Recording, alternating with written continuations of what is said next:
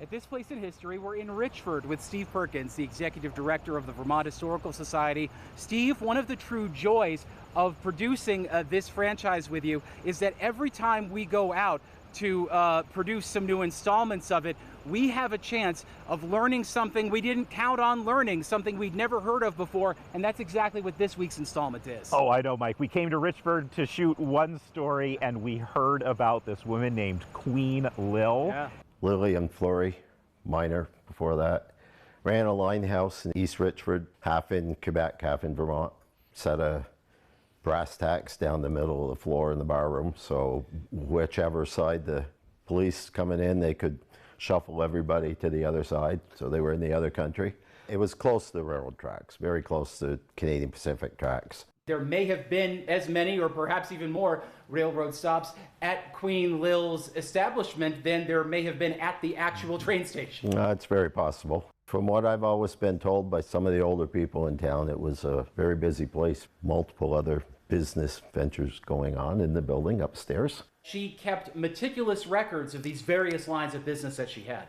I have to believe that's why she got away with what she got away with for so long. Now, she was born in Richford. Yes. But she yes. left. With her first husband running a medicine show, yeah. Then ran a brothel in Boston. I don't know if it was a problem with law enforcement in Boston that drove her back north.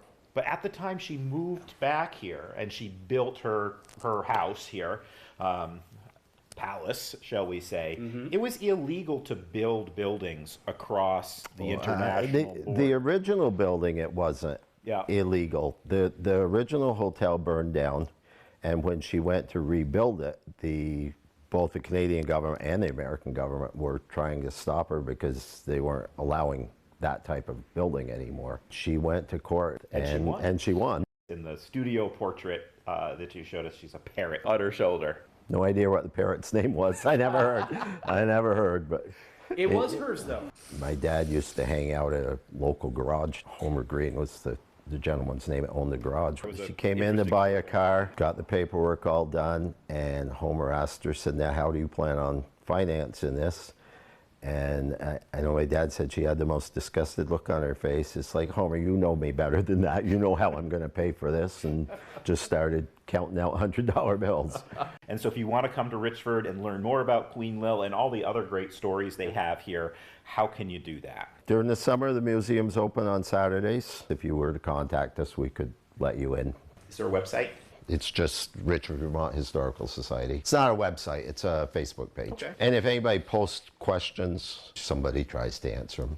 Queen Lil paints the town of Richford red in the early 1900s at this place in history.